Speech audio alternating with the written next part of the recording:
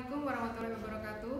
Selamat siang para mahasiswa sekalian. Hari ini kita ketemu lagi dengan Bu Barita dan tim. Ada Mbak Lika dan Bu Ambar yang akan membantu Ibu di dalam praktikum kita, baik daring maupun luring. Nah, hari ini kita akan melakukan identifikasi anion yang tidak diketahui atau yang belum diketahui. Kalau kemarin kita sudah identifikasi kation, nah hari ini kita akan melanjutkan dengan identifikasi anion. Nah, identifikasi anion itu skemanya tidak sistematis seperti identifikasi kation. Jadi nanti kalian kalau kationnya sudah ketemu, nanti baru ikuti saja prosedurnya untuk identifikasi anion. Identifikasi anion lebih mudah bila dibandingkan dengan identifikasi kation. Jadi nanti kalau kationnya sudah ketemu, tinggal mencari anionnya. Bisa memperoleh dari kemungkinan-kemungkinan yang ada. Misalnya kalau kationnya sudah ketemu Ag gitu ya, Ag+, maka anion yang mungkin kita bisa mengira-ira, misalnya nitrat atau klor gitu ya.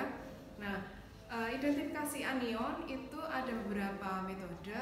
Ada yang berdasarkan pembentukan garam dengan argentum, kemudian dengan barium, kemudian pembentukan gas dengan asam, kemudian ada pembentukan endapan dengan zinc sulfat.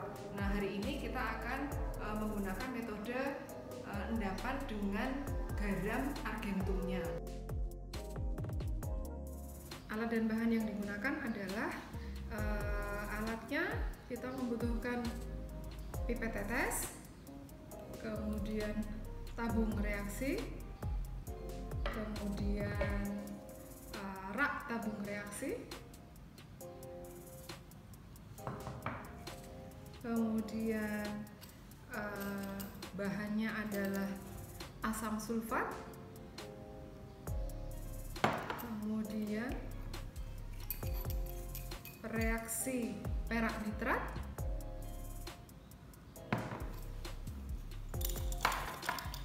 kemudian hidrogen peroksida,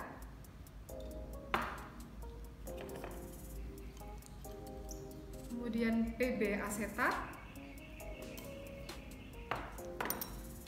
kemudian HCl2F, kemudian HNO3, dan kertas saring,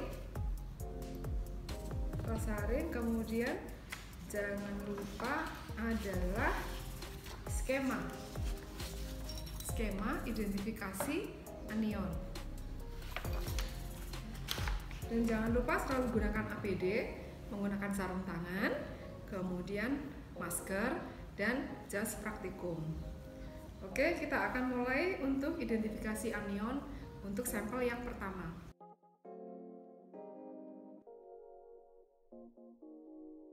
Jadi nanti prosedurnya kalian akan memperoleh satu sampel ya dalam bentuk cairan, kemudian sampel itu nanti kita tinggal ikuti prosedur yang ada di dalam skema saja.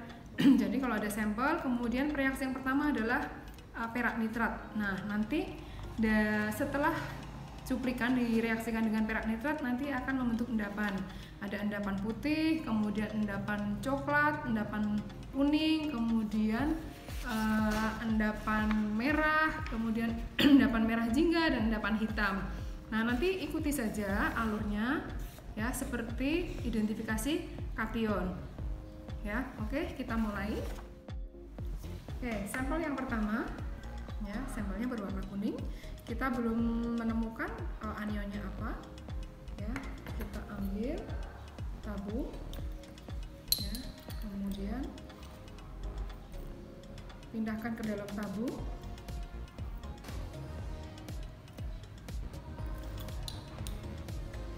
Kemudian ditambah reaksi perak nitrat.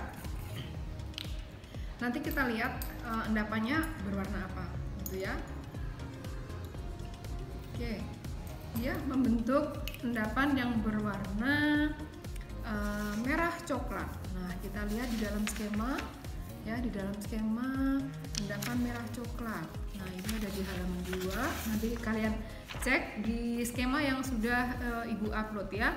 Kemudian ini endapan merah coklat adalah kromat. Nah, untuk membuktikan kromat kita harus lanjut ke reaksi yang berikutnya. Jadi ambil cuplikan lagi, kemudian ditambah asam sulfat, kemudian ditambah hidrogen peroksida. Kalau dia membentuk larutan biru berarti dia adalah benar-benar kromat gitu ya. Oke, kita lanjutkan. Kita lanjutkan untuk step yang berikutnya untuk pembuktian kromat. Ya, ambil sampel lagi.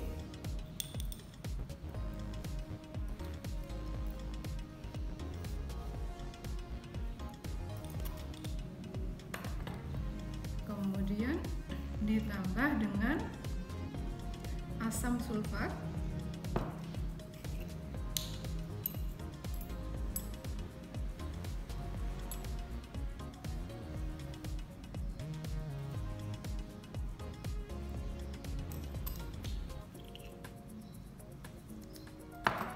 Kemudian ditambah dengan hidrogen peroksida.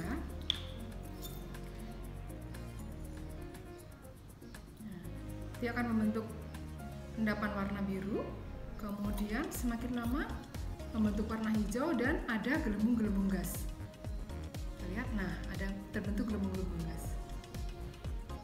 Ini ya, dilihat ya. Nah, ini adalah untuk membuktikan adanya kromat. Jadi sampel nomor 1 anionnya adalah anion kromat.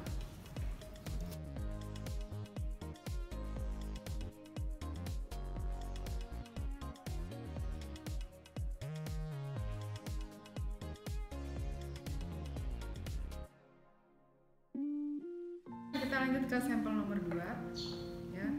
Kita ambil sampel nomor 2.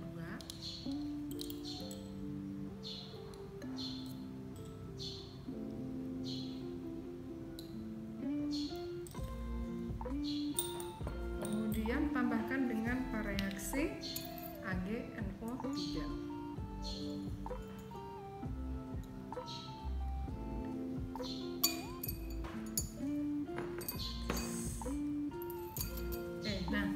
Dia terbentuk endapan berwarna putih tapi agak kekuning-kuningan. Nah, kita lihat di dalam skemanya ini. Nah, di dalam skemanya nanti kalian cek ya, endapan putih kekuningan.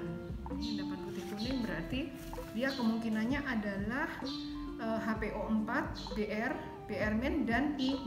Nah, kita urut satu persatu. Sekarang kita cek apakah dia hidrogen fosfat atau bukan gitu ya. Langkah berikutnya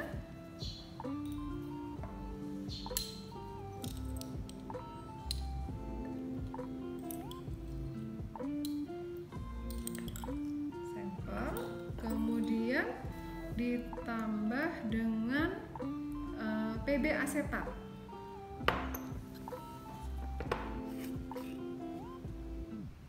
Tambah dengan PB asetat. Kalau dia terbentuk endapan putih berarti dia adalah hidrogen fosfat. Ternyata endapannya berwarna kuning, berarti dia bukan HPO4. Nah, kita lanjut ke langkah berikutnya. Langkah berikutnya adalah untuk membuktikan bromida. Ya, bromida.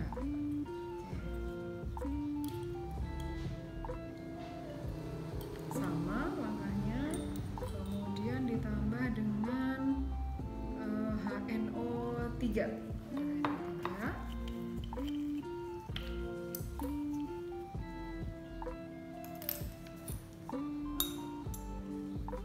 Kalau dia ada uap coklat yang terbentuk berarti dia adalah bromida.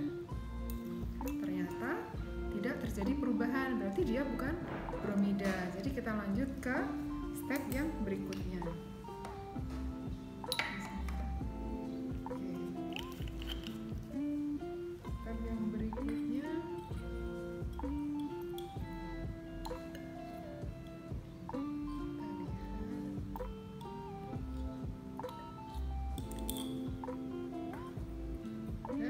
Kan tadi ditambah BB asetat kan endapannya kuning ya.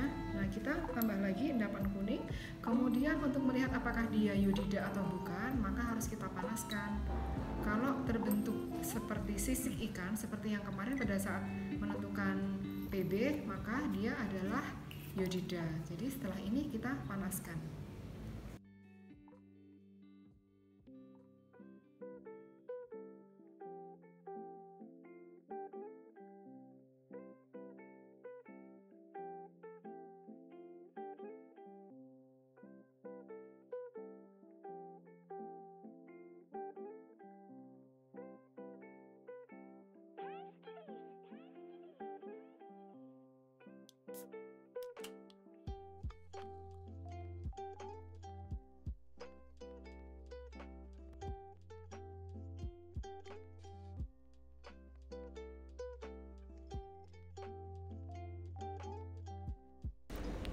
Setelah terbentuknya glitter atau seperti sisi ikan, maka sampel nomor 2 adalah iodida.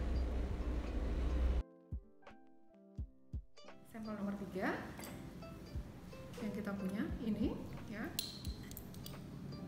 Yang pertama ditambah dulu dengan AgNO3 untuk melihat apakah ada endapan yang terbentuk atau tidak ada perubahan ya. Nah, ditambah AgNO3.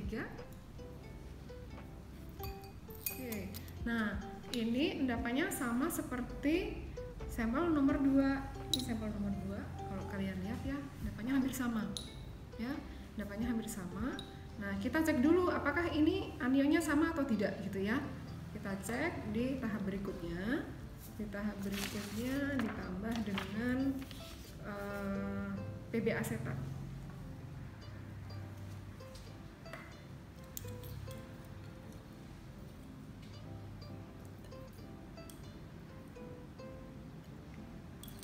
Oke. Ditambah dengan PB asetat. Nah, terbentuk endapan putih. Nah, kalau terbentuk endapan putih kan fosfat sama bromida ini sama ya. Nah, kalau fosfat sama bromida sama. Nah, kita lanjutkan dulu untuk melihat apakah dia bromida atau bukan gitu ya. Karena kalau fosfat sama bromida nanti membedakannya dengan HNO3. Nah, kita sekarang akan tambah dengan HNO3.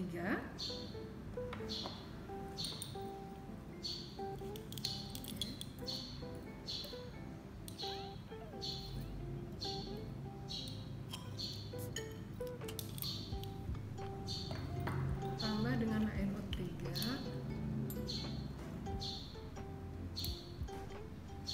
Nah, kemudian dipanaskan. Nanti hasilnya kalau dia ada ini kalau fosfat dia ditambah HNO3 akan membentuk endapan kuning, tapi ternyata tidak ya. Berarti kita lanjut saja ke step yang berikutnya. Ini sampel ditambah HNO3, kemudian kita panaskan. Nanti kalau ada uap coklat, kemudian ditambah dengan kloroform, lapisan kloroformnya berwarna merah coklat, berarti dia adalah bromida. Kita ke langkah berikutnya, kita panaskan dulu.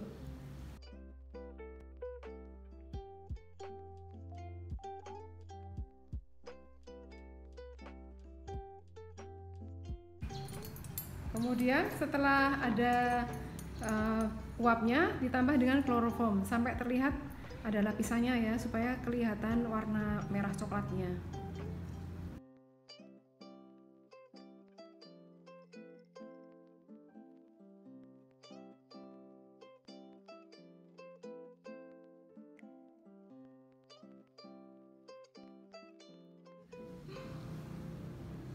Nah, kalau sudah terbentuk endapan merah coklat ini berarti anion yang ada di dalam sampel nomor 3 adalah anion Br- atau bromida.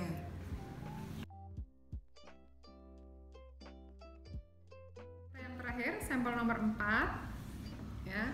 Langkahnya sama seperti tadi. Sampelnya kemudian ditambah dengan reaksi perak nitrat.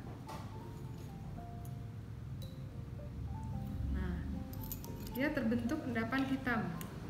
Nah, kalian cek di skemanya, satu-satunya endapan hitam adalah sulfida. Ya, sulfida. Untuk membuktikan apakah dia benar-benar sulfida atau bukan, ya, maka kita masuk ke langkah berikutnya.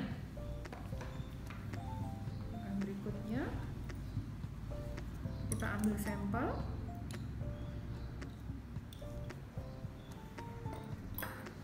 Ya, kemudian ditambah dengan HCl2n. Nah, hati-hati kalian harus pakai masker karena kalau dia sulfida nanti baunya akan menusuk seperti bau telur busuk atau bau kentut ya. Jadi tambahkan dengan HCl.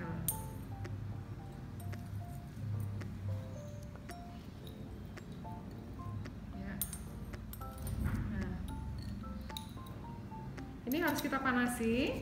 Kemudian untuk melihat adanya gas, maka harus dibuktikan dengan kertas saring, ya, kertas saring, kemudian yang ditetesi dengan PB nitrat. Nah, ini baunya sudah menusuk, tetesi dengan PB nitrat. Kemudian, nah nanti kertas saringnya ditaruh di atas mulut tabung, kemudian dipanasi. Nah, nanti akan membentuk warna hitam di kertas saringnya. Sekarang kita panasi dulu.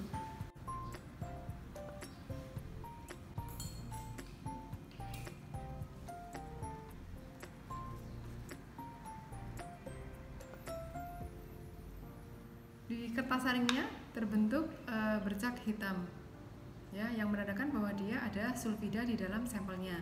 Nah, cara yang lain bisa juga kita lakukan dengan mereaksikan sampel dengan PB nitrat. Oke, kita coba sampelnya.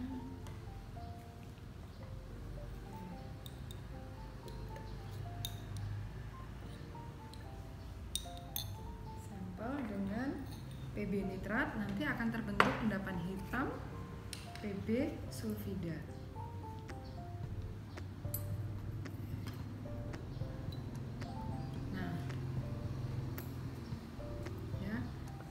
Dia menandakan bahwa di dalam sampelnya ada anion sulfida, ya. Jadi sudah ketemu, kita sudah menemukan 4 jenis anion. Ini anion yang terakhir adalah sulfida. Jadi anion yang pertama adalah kromat, kemudian anion yang kedua adalah iodida, anion yang ketiga adalah bromida, kemudian anion yang keempat adalah sulfida. Baiklah, tadi sudah kita lakukan identifikasi anion untuk 4 jenis sampel yang belum diketahui. Nah, sehingga hari ini kita sudah menyelesaikan tugas untuk identifikasi anion dan kation.